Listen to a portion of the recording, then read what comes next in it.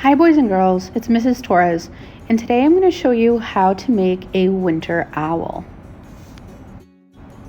First, you're going to need a white piece of paper, a pencil, a sharpie or a black marker, crayon would be fine, and some markers or crayons to color with.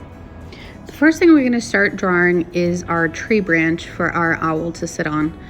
Now, when I make tree branches, I like to remember that it's thicker towards the bottom, like the base, and then it starts to get skinnier and it breaks off into smaller branches.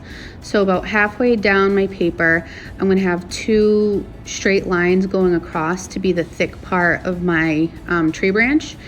And then off of that, I'm going to make some smaller tree branches by just making some lines that go next to each other, some like two lines, almost like little rectangles coming off. Now, tree branches, a lot of times they make kind of like a Y shape. If it's easier for you, you can just make the straight line, but I like to make the shape of the tree and not just little lines. But it's up to you. If you want to make your tree a little bit easier, you can, or you can try it the harder way like this. I like to make some other smaller branches coming off just to give it a little bit more detail. Once I'm done doing my branch, I'm going to make a big curved line, kind of like a big rainbow line for the body of my owl. And then I'll do a smaller curved line inside that to show where the belly of the owl will be. Then I'm going to make two really big circles for the eyes of the owl. Now remember, owls have really big eyes. That's what helps them to see at night. And then I like to put a little bit smaller circles inside, two big ones on the inside and then two smaller ones, and those are going to be the highlights of the eyes.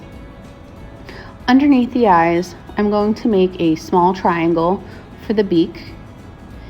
And going from the side of the beak all the way up around the eyes and touching the top of the head, I'm going to make those curved lines so that you can see the different parts of your owl.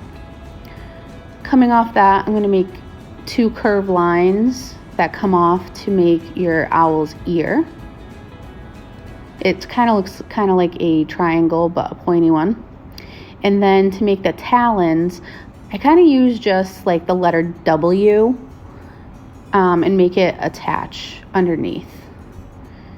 And then two little curved lines on the side for your owl's wings.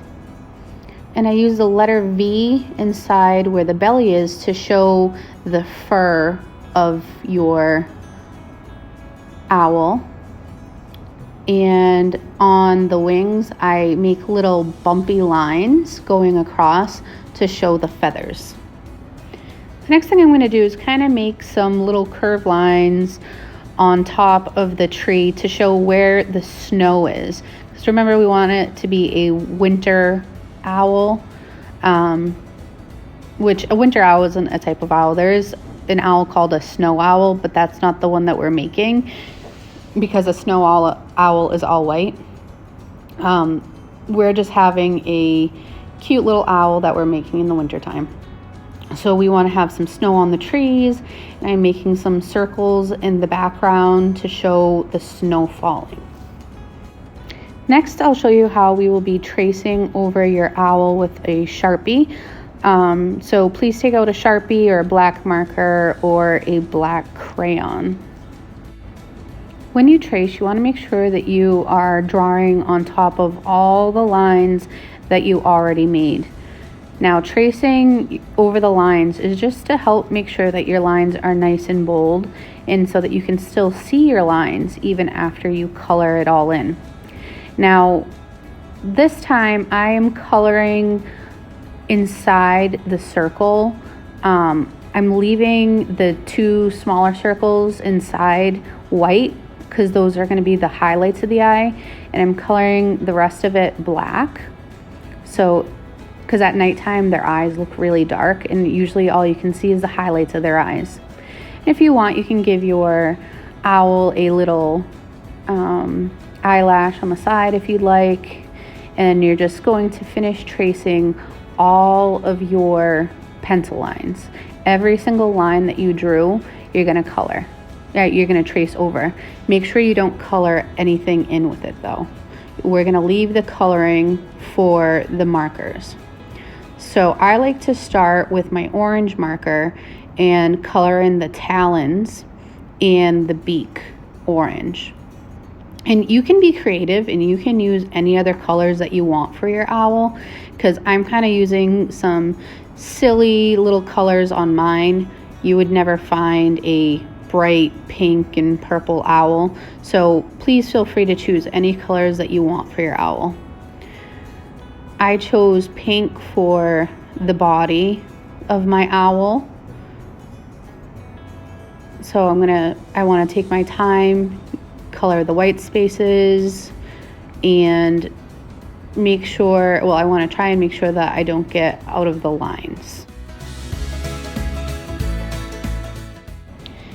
Now, if you wanted, you could make your owl be a snowy owl, like I had mentioned earlier.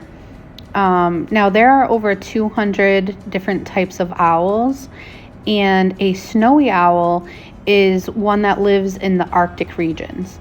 And it's usually all white, has a little bit of gray on it, and it helps it so that it can hide in the snow.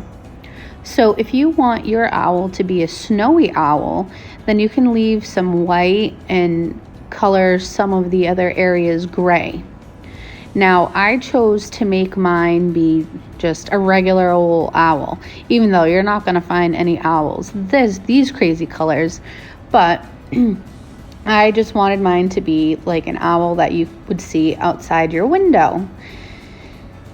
Now, something that you might not know is that some owls migrate, which means that they fly to warmer places in the wintertime. But most owls actually stay where they are. So they will stay in the same nest that they lived in, even in the summertime. So that is just a little bit of information about owls for you. Now, as you can see, I colored my tree branch brown, and then I want to choose the darkest blue I have to color my background.